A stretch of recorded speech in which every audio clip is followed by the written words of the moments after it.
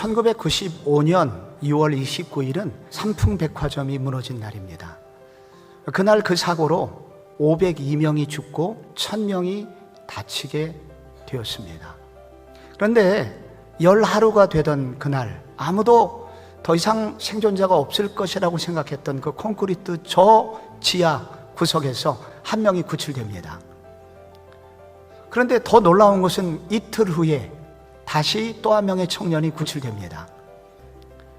그 이후에 이틀 뒤에 또 한 명이 구조돼서 이제 기록이 세워지게 되는데, 이 세 명을 일컬어서 삼풍 최후의 3인이라는 별명이 붙게 되었습니다. 그런데 그날 그 구조되는 장면을 보면서 한 생명이 구조되기 위해서 저렇게 많은 수고가 있어야 되는구나 하는 것을 저는 특별히 깨달았습니다.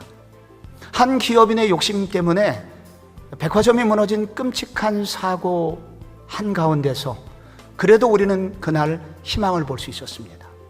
바울은 하늘에 속한 신령한 복을 우리가 받은 사람들이다라고 그는 선포를 하였습니다. 그러면서 이 신령한 복이 우리에게 어떻게 오게 됐냐면, 바로 아버지 하나님의 창세 전부터 우리를 구원하시기 위한 치밀한 계획, 오랫동안 준비한 그분의 사랑에 의해서 우리의 구원은 시작되었다고 말합니다. 그런데 놀랍게 그것이 계획으로 끝나지 않고 우리가 실제 구원을 받게 되었거든요. 그 이유가 어디에 있느냐? 바로 그 계획을 실제로 현실화 시켜줬던 또 한 분이 계시니, 그분이 바로 성자 예수 그리스도셨다는 것입니다. 그러면 성자 예수 그리스도께서 우리에게 베푸신 희생은 무엇일까요? 그것은 먼저 그리스도의 값비싼 대가 지불로 우리에게 자유의 길이 열렸다 하는 것을 말씀하고 있습니다.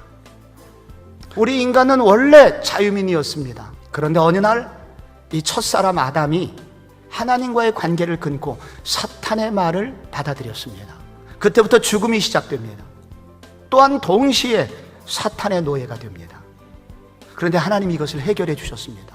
하나님의 아들이 속전이 되어주신 것입니다. 예수 그리스도의 그 값비싼 대가 지불 때문에 우리에게 자유의 길이 열렸고, 죄와 사탄이라는 강한 억압으로부터 자유함을 얻어 하나님의 자녀되는 복이 우리 가운데 오게 되었는데, 그것은 바로 그리스도께서 우리를 위한 희생 때문이었다는 것입니다. 그런데 거기서 한 걸음 더 나가서 그 그리스도의 희생은 측량 못할 은혜였음을 성경은 설명합니다. 7절을 잘 읽어보면 우리는 그리스도 안에서 그의 은혜의 풍성함을 따라라고 나옵니다. 여러분, 은혜라고 하는 단어는 받을 자격이 없는 사람에게 일방적으로 베풀어주는 호의라고 합니다. 그런데 그냥 은혜가 아니라 풍성한 은혜라고 되어 있습니다.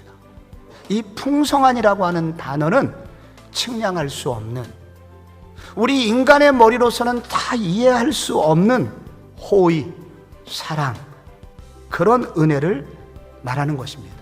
이 은혜는 우리가 전혀 그 사랑을 느끼지 못할 때 먼저 하나님이 일방적으로 베풀어 주신 사랑이기에 이해할 수 없는 사랑입니다. 세상이 감당할 수 없는 사랑입니다. 바로 이 그리스도의 풍성한 사랑이고 흘러넘치는 사랑인 것입니다. 그런데 오늘 성경에 이렇게 하신 이유가 나옵니다. 우주적 구원이라는 꿈을 그분이 꾸고 계셨기 때문이다 라고 성경이 말합니다. 그래서 나은 사람 예수 믿는 것은 굉장한 일입니다. 우주적 회복의 시작이기 때문입니다. 누군가 또 한 사람이 예수를 믿는 일은 더 굉장한 일입니다. 바로 우주적 통일이 날이 가까이 오고 있기 때문입니다. 그날 무슨 일이 생기느냐? 우주 전체가, 자연 만물까지 회복되는 일이 있다고 합니다. 오늘 우리는 어떻게 살아야 될까요? 첫째, 어떤 상황이 오더라도 기도는 포기하지 말아라. 또 하나는 그분의 희생에 걸맞게 살아야 된다.